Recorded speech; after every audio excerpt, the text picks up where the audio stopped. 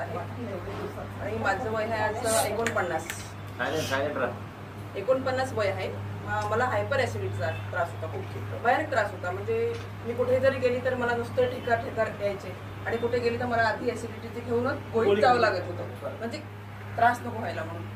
तर मग असं खूप झालं. मी खूप औषधी घेतलं, आयुर्वेदिक पण घेतलं, ॲलोपॅथिक पण घेतलं. मी शेवटी आता सोडून दिलं की नको, आता औषध घ्यायला नको, सोबत घेऊन जायचं आहे म्हणून मी सोडून दिलं. तर मग अचानक मी एका खेड्यावर गेले आणि तिथे मला असं दिसलं त्या औषधाने त्यांचे पूर्ण क्लिअर प्रॉब्लेम झालेले. ते म्हटलं यामध्ये काय आहे ते आपण बघावं.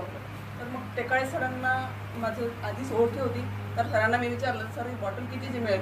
त्या लेडीने 2000ची घेतली होती.